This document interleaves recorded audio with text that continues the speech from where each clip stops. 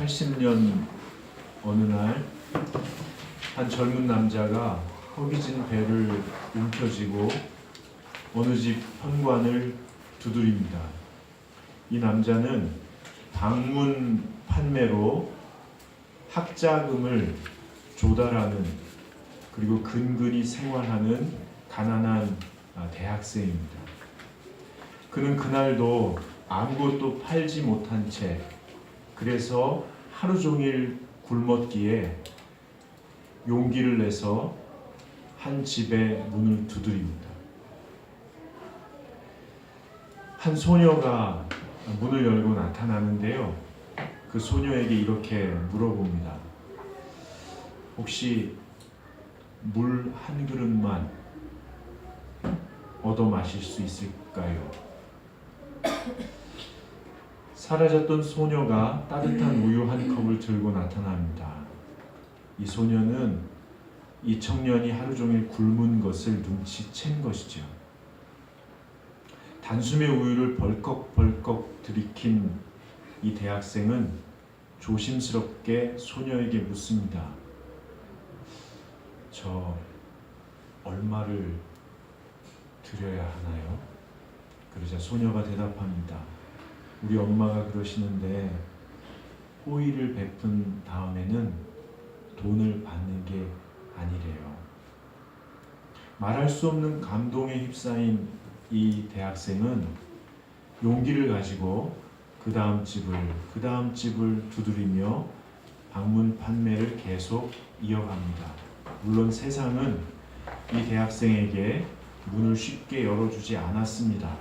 좌절이 될 때마다 이 소녀의 우유 한 잔에 담긴 호의를 기억하며 버티고 이 대학생은 끝내 학업을 마치는데요.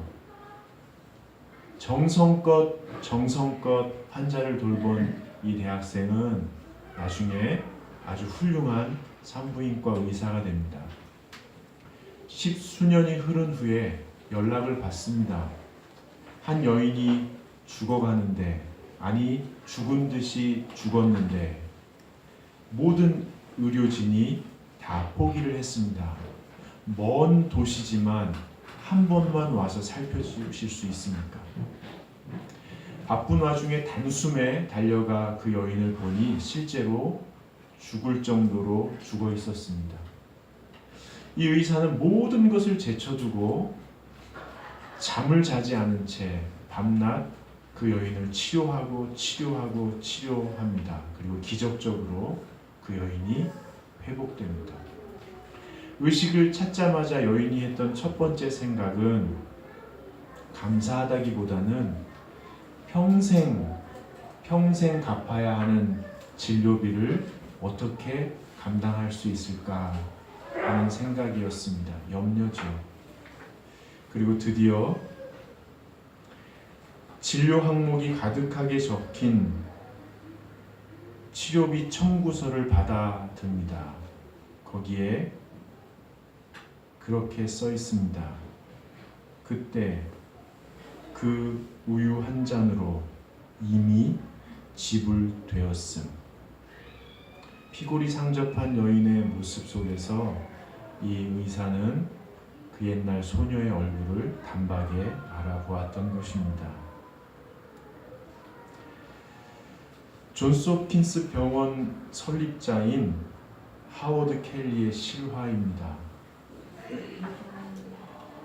평범한 사람들이 베푸는 작은 호의의 힘을 얻은 또 다른 평범한 사람들이 아름답게 가꾸어가는 세상은 너와 내가 함께 살아갈 수 있는 생명이 넘치는 하나님의 나라입니다. 2000년 전에 아주 작은 마을이 있었습니다. 1500명에서 2000명 정도 사는, 그리고 아무도 주목하지 않는 그 마을 나사렛입니다. 거기에 평범한 소녀 한 명이 살고 있었습니다. 그 소녀는 지난해에 가난한 목수 요셉과 약혼했어요. 실제로 약혼하는 나이는 12살, 늦으면 14살입니다. 이 어린 것들이 지극히 평범한 가정을 꾸릴 것입니다. 그리고 지독히 혹독한 세상을 맞이하겠죠. 이들에게는 특별한 일이 벌어질 수도 없고 벌어져서는 안 됩니다. 소망을 품을 수도 없습니다. 어쩌면 신께서는 이 어린 부부에게 소망을 뺀 세상을 선물하셨을지도 모릅니다. 그러던 어느 날 이 소녀에게 일어나서는 안 되는 일이 벌어졌습니다. 하나님이 보낸 천사가 찾아온 거예요. 그리고 처음 하는 인사가 은혜를 받은 자여 평안할지어다 하나님께서 너와 함께 하시는도다. 이 소녀가 아니 평범한 사람들은 생각하지요. 죽도록 열심히 살면 하루하루 버틸 수는 있을 거야. 조금 운이 좋으면 한 계단은 올라서겠지. 하지만 곧 떨어질 거야. 운이 좋으면 어쩌면 한 계단 더 올라설 수도 있어. 그리고 나한테는 없는 일이겠지만 대박이라도 터지면 유명한 사람이 되겠지. 그러면 사람들이 내게 얘기할 거야. 신께서 너를 특별히 도와주시나 보다. 부러워하겠지. 하지만 나에겐 그런 일이 절대로 일어날 수 없어. 그러던 소녀, 평범한 소녀 마리아에게 천사가 와서 얘기하는 거예요. 하늘의 하나님이 너와 지금 함께 하신다. 깜짝 놀란 소녀에게 천사가 계속 이야기합니다. 하나님이 이 세상을 아름답게 가꾸실 놀라운 계획이 있으시다. 근데 그 계획을 너를 통해서 이루어 가실 거야. 그리고 이미 그 계획은 시작됐어. 이 놀라운 선언적 축복 앞에 마리아는 어쩔 줄 모르고 듣고 있었습니다. 구체적인 내용은 이렇습니다. 너 지금 임신했다. 남 얘기 듣듯 듣지 마시고 여러분이 지금 임신했다고 생각해 보세요. 임신했다. 얘랑이 너 임신했다. 아이고 잘 됐네. 이 방송으로만 들으시는 분이 혹시 계시면 아마 문자 오겠죠? 얘랑 언니 임신했대. 신우 너 임신했다. 임신했다. 연주 임신했다. 얼굴 보니까. 임신했는데 그 다음이요. 이 아이를 하나님께서 친아들처럼 돌보시겠다는 거예요. 그리고 그 아들에게 성령을 기름 부으셔서 사람들이 나중에는 하나님의 아들 예수라고 일컫도록 하시겠다는 거예요. 그리고 그를 통하여 이 세상의 구원의 길을 여시고 믿음의 공동체를 이루어 그 사람들이 세상을 변화시키도록 역사하시겠다고 지금 말씀하시는 거예요. 아주 중요한 대목입니다.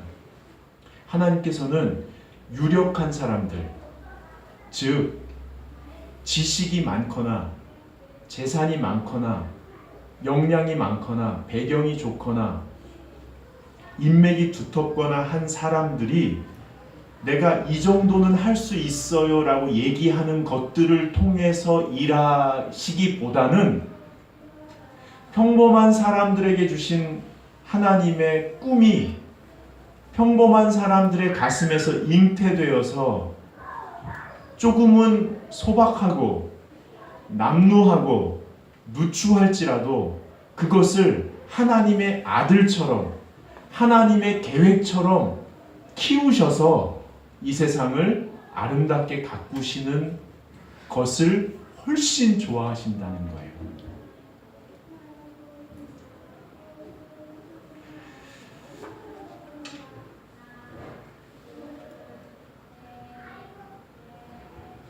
사장보다 직원을 통해서 일하시길 좋아하시는 거예요. 교수보다 학생을 통해서 일하시길 좋아하는 거예요. 의사보다 환자를 통해서 일하시길 좋아하는 거예요. 권력자보다 시민들을 통해서 일하시길 좋아한다는 거예요. 세상은 사장이, 권력자가, 선생님이, 높은 사람이 그들의 역량을 가지고 세상을 바꿀 것이라고 생각하고 부러워해요. 근데 그렇지 않다는 거예요. 그럼 우리 물어봐야 돼요. 그 사람들이 하는 건 뭐예요? 힘 있는 사람처럼 보이는 사람들이 하는 건 뭐예요? 뭐냐면 평범한 사람들의 가슴에 하나님께서 잉태케 하신 소박한 꿈들에 의해서 나타난 하나님의 뜻이 이 땅에 이루어지도록 사회 구조와 조직과 질서와 기둥이 세워지면 힘 있는 사람들은 솔로몬, 삼손처럼 그 기둥을 자기의 힘으로 받치는 데 쓰는 심부름꾼이라는 거예요. 평범한 사람들은 그 기둥 사이를 마음껏 움직이면서 하나님이 주신 소소한 꿈들을, 하늘의 이야기를, 창조의 섭리를, 구원의 역사를 외치면서 다니도록 자유롭게 만들어주신 하나님의 동역자라는 사실입니다. 이 중에 내게 조금 힘이 있어요. 내가 좀 할 수 있는 게 좀 있어요. 하고 싶은 게 있어요. 라고 생각하시는 분들이 계시다면 사장이 아니라 직원의 마음, 의사가 아니라 환자의 마음, 교수가 아니라 학생의 마음, 권력자가 아니라 힘없는 주민의 마음으로 돌아가셔야 합니다. 그것은 바로 평범한 소녀의 마음입니다. 오늘 본문 마지막에 38절을 한번 읽어보시죠. 같이 읽겠습니다. 마리아가 이르되 주의 여종이 오니 말씀대로 내게 이루어지이다 하매 천사가 떠나간다. 말씀대로 주님의 계획이 이 세상과 내 인생 가운데 그대로 이루어지기를 원합니다 하는 소녀의 마음이 우리에게 회복되기를 축복합니다. 소녀의 마음은 첫째로 은혜 받은 자로서의 자의식을 갖는 겁니다. 은혜 받은 자로서의 자의식을 갖는 거예요. 28절 보시면 그에게 들어가 이르되 은혜를 받은 자여 평안할지어다. 그리고 30절에 천사가 이르되 마리아여 무서워하지 말라 네가 하나님께 은혜를 입었느니라. 여러분, 마리아는 제자 훈련을 받은 적도 없고요, 아울리치를 갔다 온 적도 없고요, 봉사활동을 하지도 않았습니다. 준비되지도 훈련받지도 않았습니다. 근데 지금 인류 구원의 하나님의 역사에 갑자기 초대되었습니다.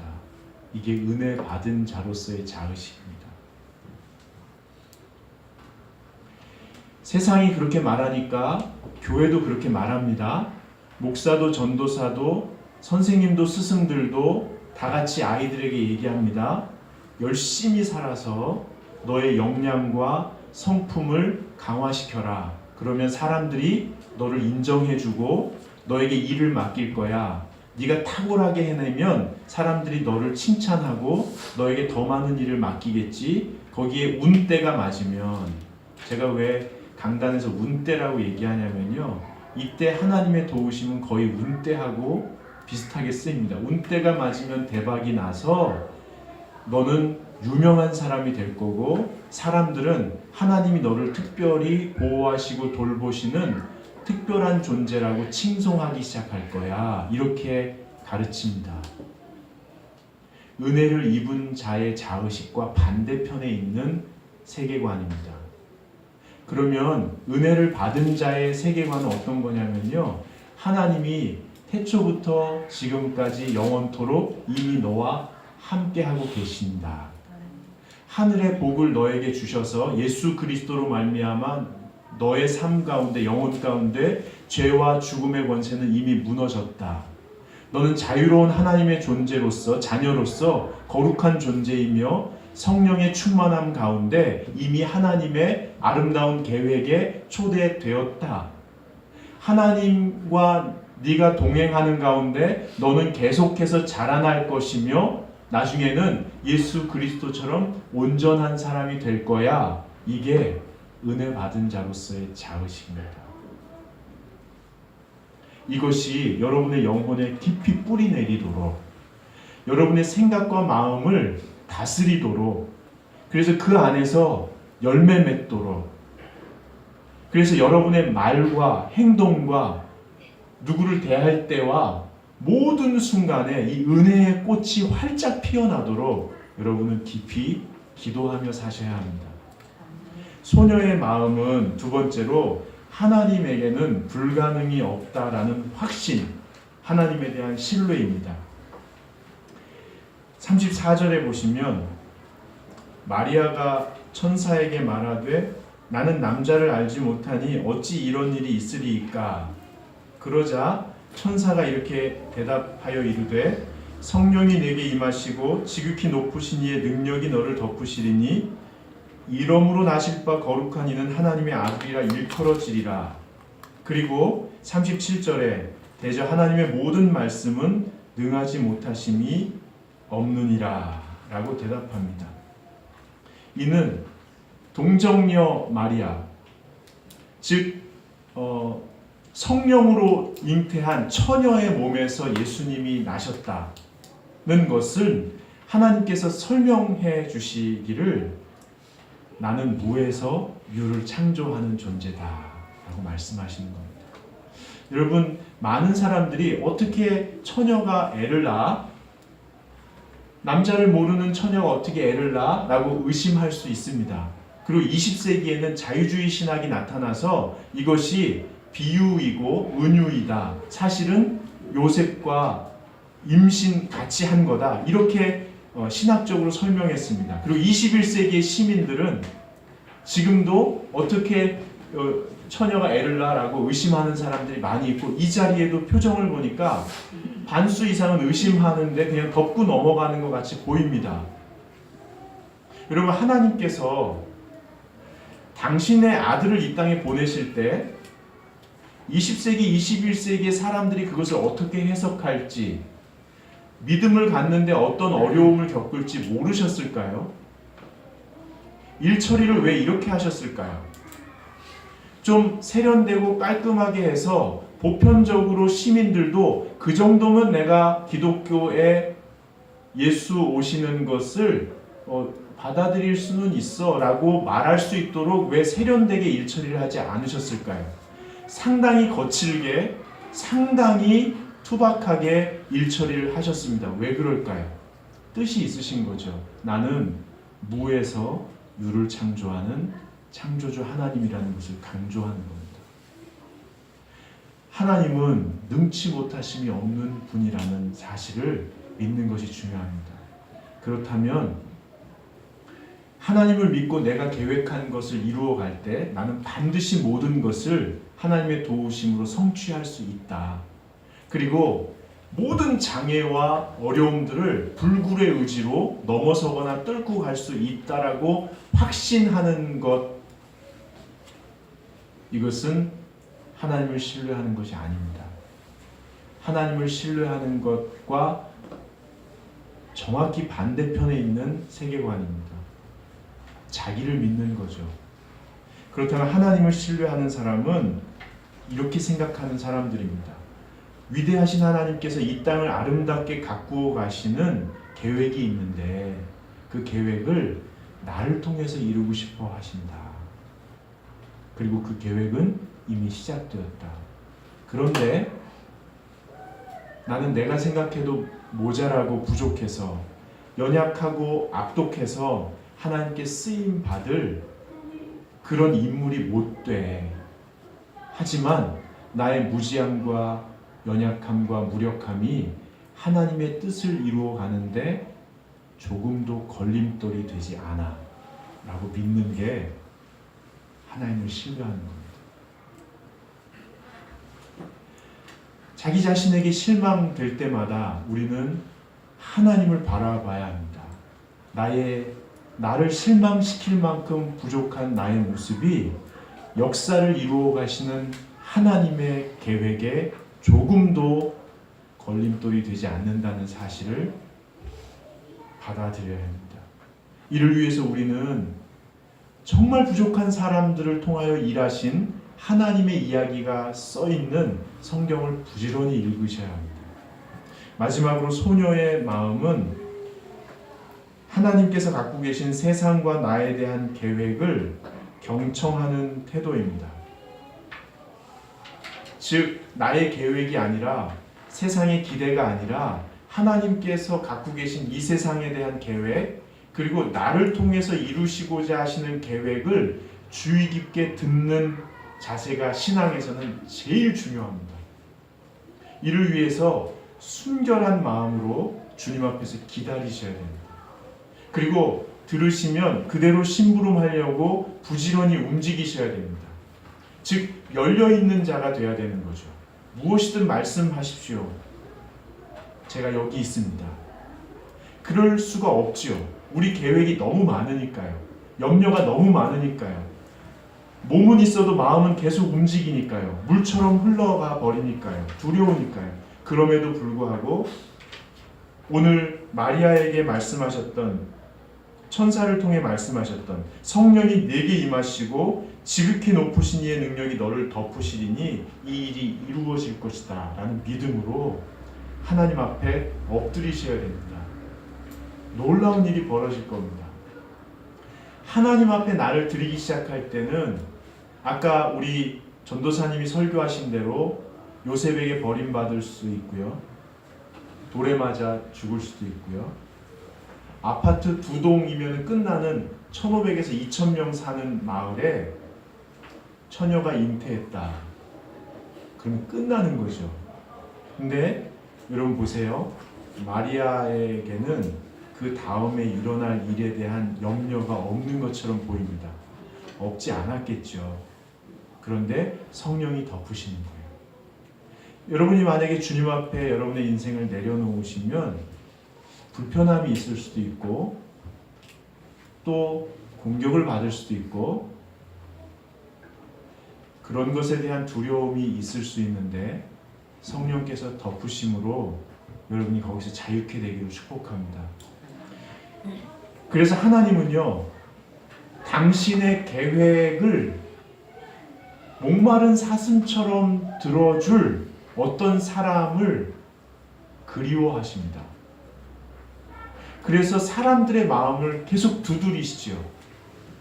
특별히 대림절은 그런 주님이 사람들의 마음을 두드리시며 끊임없이 찾아다니는 계절이라고도 부릅니다. 만약에 여러분이 소녀가 건넸던 우유 한 잔의 호의만큼을 주님께 건네신다면, 주님 너무 허기져 보이시네요. 아무도 못 만나셨나 보군요. 주님,